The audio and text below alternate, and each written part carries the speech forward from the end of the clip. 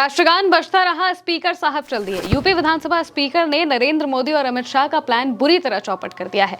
जो भाजपा वंदे मातरम के मुद्दे पर कांग्रेस को घेर रही थी, अब राष्ट्रगान के मुद्दे पर वो खुद ही घिर गई है। यूपी विधानसभा के अध्यक्ष हैं सतीश महाना। उनका एक वीडियो इस वक्त खूब वायरल है।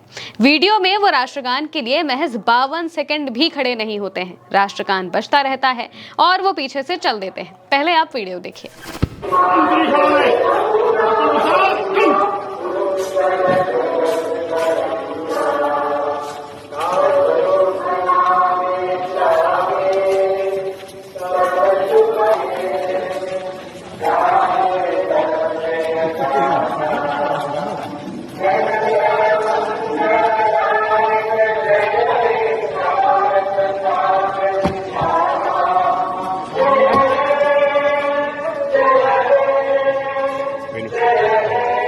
अब वीडियो सामने आने के बाद सवाल उठने लगे। कांग्रेस की नेता सुप्रिया श्रीनेत ने कहा, अंग्रेजों के मुखबिरों वंदे मातरम पर झूठ बाद में फैलाना। पहले ये बताओ, यूपी में तुम्हारे दिग्गज नेता और विधानसभा अध्यक्ष सतीश महाना राष्ट्रगान के बीच में ही क्यों चलते बने? 52 सेकंड रुक नहीं सकते थे? जनगण मन का ये अपमान बर्दाश्त नहीं है, भाजपाइयों माफी मांगो, ये उन्होंने कहा। इसके अलावा पूरे सोशल मीडिया पर जब ये वीडियो वायरल हुआ तो अलग अलग तरीके के रिएक्शंस आने लगे, लोग सवाल पूछने लगे। रणविजय सिंह ने लिखा, यूपी विधानसभा के अध्यक्ष और बीजेपी के वरिष्ठ नेता सतीश महाना राष्ट्रगान के बीच ही चल पड़े, शायद कहीं जल्दी पहुंचना होगा। बड़े लोग हैं, व्यस्त रहते हैं, राष्ट्रगान तो बजता रहता है। अंकित सिंह इसी पर लिखते हैं, 52 सेकंड खड़े नहीं हो सकते हैं, 3 मिनट 10 सेकंड थोप रहे हैं, बेशरम। आम आदमी पार्टी की तरफ से लिखा गया, राष्ट्रगान को सम्मान देने तक का समय नहीं है उत्तर प्रदेश विधानसभा अध्यक्ष और भाजपा के नेता सतीश महाना जी के पास। आज पूरा देश भाजपा से एक ही सवाल पूछ रहा है, राष्ट्रगान का अपमान करने वाले अपने नेता पर भाजपा क्या कार्रवाई करेगी? कांग्रेस की तरफ से भी लिखा गया कि ये वीडियो देखिए, बीजेपी नेता और यूपी विधानसभा अध्यक्ष सतीश महाना राष्ट्रगान के लिए 52 सेकंड नहीं रुक पाए। राष्ट्रगान होता रहा और वो उसके पूरे होने से पहले ही चलते बने। ये हमारे राष्ट्रगान का अपमान है, जिसे किसी भी कीमत पर बर्दाश्त नहीं किया जाएगा। बीजेपी नेता की इस घटिया हरकत से हिंदुस्तान की संप्रभुता, इतिहास और संस्कृति के प्रतीक राष्ट्रगान का सम्मान करने वाला हर देशवासी आहत है, गुस्से में है। इस अपराध के लिए सतीश महाना, नरेंद्र मोदी और पूरी बीजेपी को देश से माफी मांगनी चाहिए, यानी कि अब माफी की मांग होने लगी है। इसके अलावा जो अनुराग ठाकुर हैं, उनका एक बयान पर रिएक्ट करते हुए किसी ने लिखा है। अनुराग ठाकुर ने कहा था कि क्या कांग्रेस नेताओं के पास 3 मिनट 10 सेकंड संपूर्ण वंदे मातरम गाने के लिए नहीं है? इस पर फिरदौस लिखते हैं, आपके मंत्री यूपी में 52 सेकंड तक नहीं रुक पाए, राष्ट्रगान बीच में ही छोड़ दिया। कृष्णकांत लिखते हैं, स्वतंत्रता सेनानियों को कटघरे में खड़ा करने वालों की देशभक्ति देखिए, खुद इनसे 52 सेकंड खड़ा नहीं हुआ जा रहा, लेकिन इन्हें राष्ट्रगीत और राष्ट्रगान के लिए दूसरों को सजा देनी है।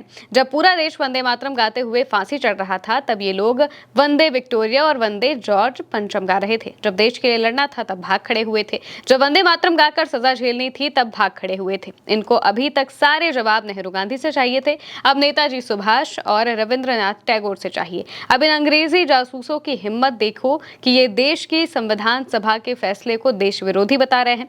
राष्ट्रगान का अपमान करने के लिए इन महोदय को बीजेपी पार्टी क्या सजा देगी?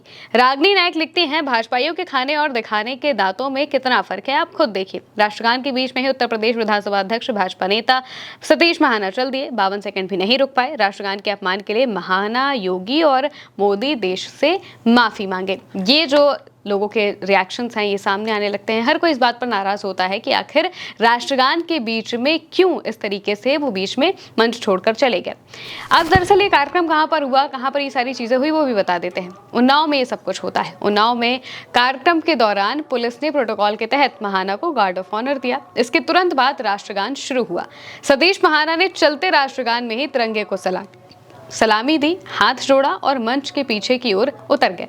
कुछ दूरी पर खड़े समर्थक भी उनके पास पहुंचे और पैर छूने लगे। इसके बाद महाना कार में बैठे और वहां से रवाना हो गया। इस पूरे वाक्य के दौरान जो राष्ट्रगान है वो पीछे बजता हुआ सुनाई दे रहा है।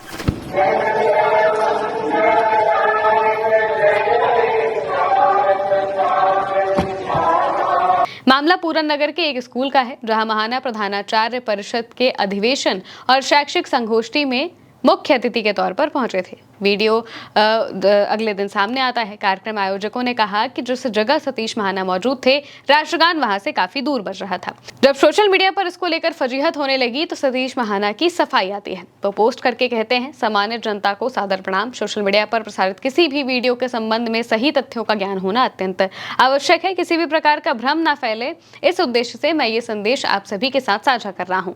कल उन्नाव में गार्ड ऑफ ऑनर दिए जाने के दौरान संयोगवश उसी समय प्रेक्षागृह यानी कि ऑडिटोरियम के अंदर राष्ट्रगान शुरू हुआ था, जहां हमारी उपस्थिति नहीं थी। ये दोनों कार्यक्रम पूर्णतः अलग थे, परंतु सोशल मीडिया पर कुछ वीडियो साझा कर ऐसा भ्रामक विश्लेषण किया जा रहा है मानो राष्ट्रगान के समय हम रुके नहीं। मैं ये पूर्णतः स्पष्ट कर देना चाहता हूं कि ऐसा बिल्कुल भी नहीं हुआ। उत्तर प्रदेश विधानसभा से लेकर अपने विधानसभा क्षेत्र तक प्रत्येक अवसर व स्थान पर हमने हमारे कार्यकर्ताओं तथा सहयोगियों ने सदैव संविधान और राष्ट्रगान का सर्वोच्च सम्मान किया है और आगे भी करते रहेंगे। मेरा मीडिया के सभी सम्मानित साथियों और पत्रकार बंधुओं से भी आग्रह है कि कृपया तथ्यों की सत्यता की जांच करने के उपरांत ही विषय पर चर्चा करें। ये उन्होंने सफाई दी। कहा कि जो राष्ट्रगान है वो दूर बज रहा था, हमारी जगह पर नहीं बज रहा था, लेकिन वीडियो में साफ सुनाई दे रहा है कि जहां पर वो है वहां पर जो राष्ट्रगान की आवाज है वो सुनाई दे रही थी। इस वजह से लोग नाराज हो रहे हैं कि जब आपके कानों में आवाज पड़ रही थी तो आपको रुक जाना चाहिए था। अब दोस्तों, लगातार जो भाजपा है वो वंदे मातरम के मुद्दे पर कांग्रेस पर सवाल उठा रही थी। मसला ये है कि 2026 में केंद्र सरकार ने प्रोटोकॉल को बदल दिया। आधिकारिक कार्यक्रमों में वंदे मातरम के सभी 6 स्टैंजास यानी कि 6 अंतरे गाने बजाने का निर्देश दिया।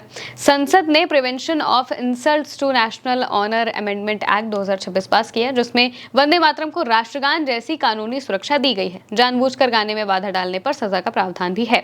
15 अगस्त 2026 को कांग्रेस मुख्यालय पर स्वतंत्रता दिवस समारोह में वंदे मातरम गाए जाते समय सोनिया गांधी और मल्लिकार्जुन खड़गे बातचीत कर रहे थे। इसका वीडियो वायरल होता है। भाजपा ने आरोप लगाया कि सोनिया गांधी पूरे गाने को रोकने की कोशिश कर रही थी। तुष्टीकरण के लिए भाजपा ये सारी बातें बोल रही थी, लेकिन कांग्रेस ने इससे इनकार किया। कहा कि सोनिया सिर्फ खड़गे के लिए कुर्सी मंगवा रही थी और गायन नहीं रुका था।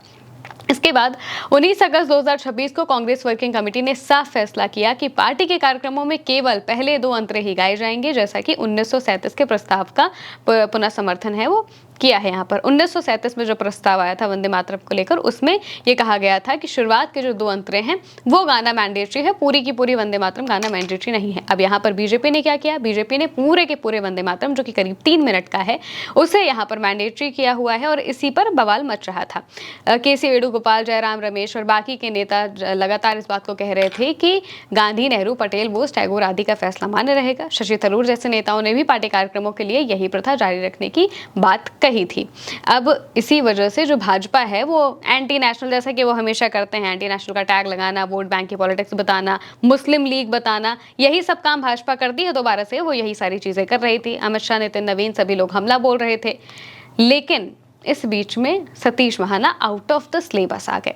22 अगस्त 2026 को भाजपा ने प्रस्ताव पारित कर निंदा की और देश भर में जागरूकता अभियान शुरू करने का ऐलान किया था। पार्टी का कहना है कि सीडब्ल्यूसी का प्रस्ताव संविधान, संसद के कानून या फिर 1950 के फैसले से ऊपर नहीं हो सकता। पूरा 6 अंतरों वाला गीत राष्ट्रगीत है। अब जहां भाजपा वाले कांग्रेस पर सवाल उठा रहे थे, वहीं अब जब उन्हीं के नेता राष्ट्रगान बीच में छोड़कर भाग रहे हैं तो उल्टा भाजपा ही फंस गई है और मोदी शाह का प्लान ये अभी चौपट होता हुआ दिखाई दे रहा है, क्योंकि सबको नजर आ रहा है कि जो लोग खुद ये बात कह रहे हैं कि वो बड़े राष्ट्रवादी हैं, वो खुद राष्ट्रगान का कितना सम्मान करते हैं, इस पर लोग सवाल उठा रहे हैं। फिलहाल के लिए मेरे अनिक महिमा के साथ इस खबर में इतना ही। आप देखते रहिए उल्टा चश्मा यूसी।